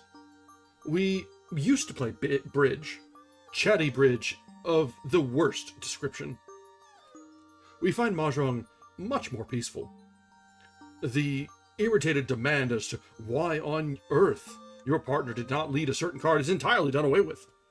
And though we still express criticisms frankly, there is not the same acrimonious spirit. "A very cold evening, eh, Shepard?" said Colonel Carter, standing with his back to the fire. Caroline had taken Miss Gannett down to her own room, and was there assisting her to disentangle herself from her many wraps. "Reminds me of the Afghan passes." "Indeed," I said politely. "A very mysterious business, this about poor Ackroyd," continued the Colonel, accepting a cup of coffee. "A deuce of a lot behind it. That's what I say. Between you and me, Shepard, I've heard the word blackmail mentioned." The Colonel gave me the look which might be tabulated one man of the world to another. "A woman in it, no doubt," he said. "Depend upon it, a woman in it." Caroline and Miss Gannett joined us at this minute. Miss Gannett drank coffee, whilst Caroline got out the mahjong box and poured out the tiles upon the table. "Washing the tiles," said the Colonel facetiously. "That's right, washing the tiles, as we used to say in the Shanghai Club." It is the private opinion of both Caroline and myself that Colonel Carter has never been in the Shanghai Club in his life. More, that he has never been farther east than India, where he juggled with tins of bully beef and plum and apple jam during the Great War. But the Colonel is determinedly military, and in King's Abbot we permit people to indulge their little idiosyncrasies freely. "Shall we begin?" said Caroline. We sat round the table. For some 5 minutes there was complete silence, owing to the fact that there is tremendous secret competition amongst us as to who can build their wall quickest. "Go on, James," said Caroline at last. "You're East Wind." I discarded a tile. A round or two proceeded, broken by the monotonous remarks of 3 bamboos, 2 circles, pung, and frequently from Miss Gannett, unpung, owing to that lady's habit of too hastily claiming tiles to which she had no right. "I saw Flora Ackroyd this morning," said Miss Gannett. "Pung. No, unpung. I made a mistake." "4 circles," said Caroline. "Where did you see her?" "She didn't see me," said Miss Gannett, with that tremendous significance only to be met with in small villages. "Ah," said Caroline interestingly. "Chow." "I believe," said Miss Gannett, temporarily diverted, "that it's the right thing nowadays to say chi not chow." "Nonsense," said Caroline. "I have always said chow." "In the Shanghai Club," said Colonel Carter, "they say chow." Miss Gannett retired, crushed. "What were you saying about Flora Ackroyd?" asked Caroline, after a minute or two devoted to the game. "Was she with anyone?" "Very much so," said Miss Gannett. The eyes of the two ladies met, and seemed to exchange information. "Really?" said Caroline interestedly. "Is that it? Well, it doesn't surprise me in the least." "We are waiting for you to discard, Miss Caroline," said the Colonel. He sometimes affects the pose of the bluff male, intent on the game and indifferent to gossip, but nobody is deceived. "If you ask me," said Miss Gannett, "was that a bamboo you discarded, dear? No? Oh, no, I see it now. It was a circle. As I was saying, if you ask me, Flora's been exceedingly lucky. Exceedingly lucky she's been." "How's that, Miss Gannett?" asked the Colonel. "I'll pung that green dragon. How do you make out that Miss Flora's been lucky? A very charming girl and all that, I know." "I mayn't know very much about crime," said Miss Gannett, with the air of one who knows everything there is to know. "But I can tell you one thing. The first question that's always asked is, who last saw the deceased alive? And the person who did is regarded with suspicion. Now, Flora Ackroyd last saw her uncle alive. It might have looked very nasty for her, very nasty indeed, it's my opinion, and I give it for what it's worth, that Ralph Paton is staying away on her account, to draw suspicion away from her." "Come now," I protested mildly. "You surely can't suggest that a young girl like Flora Ackroyd is capable of stabbing her uncle in cold blood." "Well, I don't know," said Miss Gannett. "I've just been reading a book from the library about the underworld of Paris, and it says that some of the worst women criminals are young girls with the faces of angels." "That's in France," said Caroline instantly. "Just so." "Just so," said the Colonel. "Now, I'll tell you a very curious thing. A story that was going round the bazaars in India." The Colonel's story was one of interminable length, and of curiously little interest. A thing that happened in India many years ago cannot compare for a moment with an event that took place in King's Abbot the day before yesterday. It was Caroline who brought the Colonel's story to a close by fortunately going mahjong. After the slight unpleasantness always occasioned by my corrections of Caroline's somewhat faulty arithmetic, we started a new hand. "East wind passes," said Caroline. "I've got an idea of my own about Ralph Paton. 3 characters, but I'm keeping it to myself for the present." "Are you, dear?" said Miss Gannett. Pung." "Yes," said Caroline firmly. Was it all right about the boots?" asked Miss Gannett. "Their being black, I mean." "Quite all right," said Caroline. "What was the point, do you think?" asked Miss Gannett. Caroline pursed up her lips and shook her head with an air of knowing all about it. "Pung," said Miss Gannett. "No, unpung. I suppose that now the doctor's in with Monsieur Perrault, he knows all the secrets." "Far from it," I said. "James is so modest," said Caroline. "Ah, a concealed Kong." The Colonel gave vent to a whistle. For the moment, gossip was forgotten. "Your own wind, too," he said. "And you've got 2 pungs of dragons. You must be careful. Miss Caroline's out for a big hand." We played for some minutes with no irrelevant conversation. "This Monsieur Poirot now," said Colonel Carter. "Is he really such a great detective?" "The greatest the world has ever known," said Caroline solemnly. "He had to come here incognito to avoid publicity." "Ciao," said Miss Gannett. "Quite wonderful for our little village, I'm sure. By the way, Clara, my maid, you know, is great friends with Elsie, the housemaid at Fernley. And what do you think Elsie told her?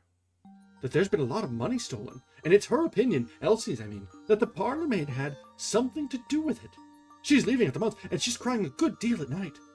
If you ask me, The girl is very likely in league with a gang. She's always been a queer girl. She's not friends with any of the girls round here. She goes off by herself on her days out. Very unnatural, I call it, and most suspicious. I asked her once to come to our girl-friendly evenings, but she refused. And then I asked her a few questions about her home and her family, all that sort of thing. And I'm bound to say I considered her manner most impertinent. Outwardly very respectable, but she shut me up in the most barefaced way. Miss Gannett stopped for breath, and the colonel, who was totally uninterested in the servant question, remarked that in the Shanghai Club, brisk play was the invariable rule.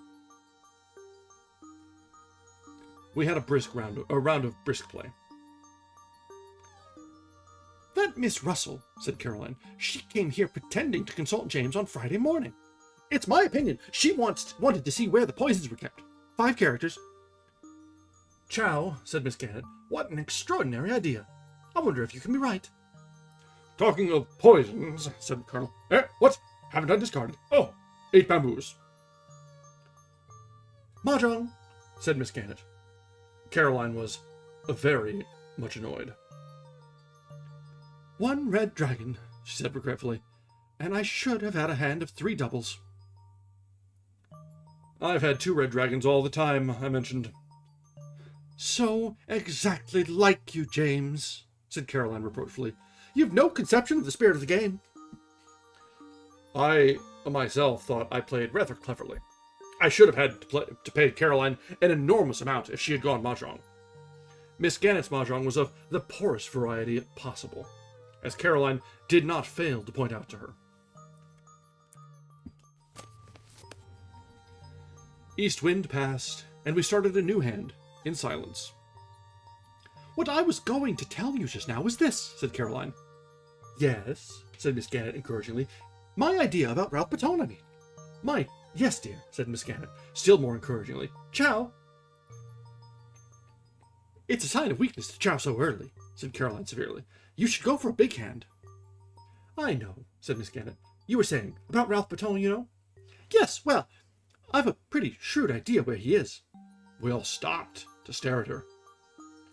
This is very interesting, Miss Caroline, said Colonel Carter. All your own idea, eh? Well, not exactly. I'll tell you about it.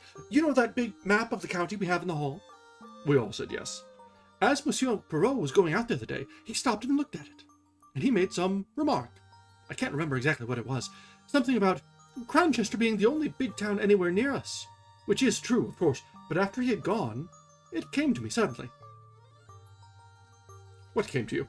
His meaning. Of course, Ralph is in Cranchester. It was at that moment I knocked down the rack that held my pieces. My sister immediately reproved me for clumsiness, but half-heartedly. She was intent on her theory. Cranchester, Miss Caroline, said Colonel Carter. Surely not Cranchester. It's so near. That's exactly it, cried Caroline triumphantly. It seems quite clear by now that he didn't get away from here by train. He must simply have walked into Cranchester, and I believe he's there still. No one would dream of his being so near at hand. I pointed out several objections to the theory, but when once Caroline has got something firmly into her head, nothing dislodges it. And you think Monsieur Perrault has the same idea? Said Miss Gannett thoughtfully. It's a curious coincidence, but I was out for a walk this afternoon on the Cranchester Road, and he passed me in a car, coming from that direction.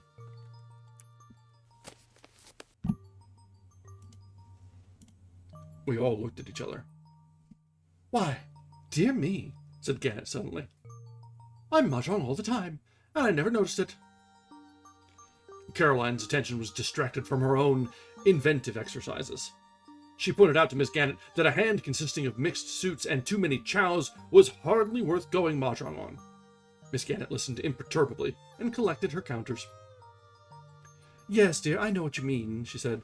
But it rather depends on what kind of a hand you have to start with, doesn't it? You'll never get the big hands if you don't go for them, urged Caroline. Well, we all must play our own way, mustn't we? Said Miss Gannett. She looked down at her counters. After all, I'm up so far. Caroline, who was considerably down, said nothing. East wind passed, and we set to once more. Annie brought in the tea things. Caroline and Miss Gannett were both slightly ruffled, as is often the case during one of these festive evenings. "If you would only play a little quicker, dear," said Caroline, as Miss Gannett hesitated over her discard. "The Chinese put down the tile so quickly, it sounds like little birds pattering." For some few minutes we played like the Chinese. "You haven't contributed much to the sum of information, Shepard," said Colonel Carter genially. "You're a sly dog, hand in glove with the great detective, and not a hint as to the way things are going." "James is an extraordinary creature," said Caroline. "He cannot bring himself to part with information." She looked at me with some disfavor. "I assure you," I said, "that I don't know anything. Poirot keeps his own counsel." "Wise man," said the colonel with a chuckle. He doesn't give himself away. But they're wonderful fellows, these foreign detectives. Up to all sorts of dodges, I believe." "Pung," said Miss Gannett, in a tone of quiet triumph. "And mahjong." The situation became more strained. It was annoyance at Miss Gannett's going mahjong for the third time running, which prompted Caroline to say to me as we built a fresh wall, "You are too tiresome, James. You sit there like a dead head and say nothing at all." "But, my dear," I protested, "I have really nothing to say. That is, of the kind you mean." "Nonsense," said Caroline, as she sorted her hand. "You must know something interesting." I did not answer for a moment. I was overwhelmed and intoxicated. I had read of there being such a thing as the perfect winning. Going mahjong on one's original hand, I had never hoped to hold the hand myself. With a suppressed triumph, I laid my hand face upwards on the table. "As they say in the Shanghai Club," I remarked, "Tin Ho, the perfect winning." The colonel's eyes nearly bulged out of his head. "Upon my soul," he said, "what an extraordinary thing. I never saw that happen before." It was then that I went on, goaded by Caroline's jibes, and rendered reckless by my triumph. "And as to anything interesting," I said, "what about a gold wedding ring, the date, and from R inside?" I pass over the scene that followed. I was made to say exactly where this treasure was found. I was made to reveal the date. "March 13th, said Caroline. "Just 6 months ago." "Ah!" Out of the babble of excited suggestions and suppositions, 3 theories were evolved. 1. That of Colonel Carter, that Ralph was secretly married to Flora, the first or most simple solution. 2. That of Miss Gannett, that Roger Ackroyd had been secretly married to Mrs. Farrar. 3. That of my sister, that Roger Ackroyd had married his housekeeper, Miss Russell. A 4th, or super theory, was propounded by Caroline later as we went up to bed. "Mark my words," she said suddenly, "I shouldn't be at all surprised if Geoffrey Raymond and Flora weren't married." "Surely it would be from G, not from R then," I suggested. "You never know. Some girls call men by their surnames, and you heard what Miss Gannett said this evening about Flora's carryings on." Strictly speaking, I had not heard Miss Gannett say anything of the kind, but I respected Caroline's knowledge of innuendos. "How about Hector Blunt?" I hinted. "If it's anybody—" "Nonsense," said Caroline. "I dare say he admires her, may even be in love with her, but depend upon it, a girl isn't going to fall in love with a man old enough to be her father when there's a good-looking young secretary about.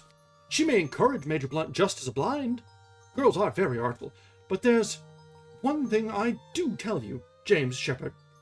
Flora Ackroyd does not care a penny piece for Ralph Patton, and never has. You can take it from me." I took it from her meekly. And that brings us to the end of Chapter 16, and a rather rambunctious round of Mahjong. It's interesting to see it play out in this context. And yeah, you're right, apparently it was all the rage at the time. England has got something of a history of importing fads and artifacts and history and foods and all sorts of things. So I shouldn't be terribly surprised. And so, with that, we'll go ahead and put a bookmark in it for this evening. And there'll be lots to think on. I wonder if any one of the theories are actually carry some weight there that were brought about at the end of the Mahjong game. There was lots of back and forth and a bit of friendly banter, a little bit of healthy blustering by the old colonel, who is definitely making himself up to be a little bit more of the world than he ever actually was. Which, you know, veterans do that. It happens. And then the two gossips going on, and our poor narrator just trying to keep on keeping on. Well, but Poirot was seen going over to the next town, or coming back, one way or the other. I forget which direction he was going. So there is something that came to light. And there may be something in that town. It may not be Ralph, but there could be something of interest. And we'll have to leave that for tomorrow. And yeah, probably there's been a lot of the theories that we've seen so far, probably bits and pieces. Probably bits and pieces of most or all of them have been somewhat correct. But no one's really struck the nail on the head and put the puzzle together properly. So we'll leave that to Poirot. And we'll leave that for next time. We're going to wrap up here for tonight. We've got tomorrow's reading, which should get us to just a few chapters from the end at that point. Maybe just before any particular accusations or twists come to light. I'd very much like for our last day to be the real climax. So we'll see what comes up tomorrow. Until then, thank you very much for joining us. It's always a pleasure to get through a new book together. If you have not yet, I suggest or request that you drop a like on the stream, maybe a subscription to the channel, just to let the algorithm know that we're doing some fun things around here, and maybe to bring in some new friends. All right, until then, until next time, tomorrow night, I bid you good night. Thank you very much for joining us, and until next time, have a wonderful evening. Bye now.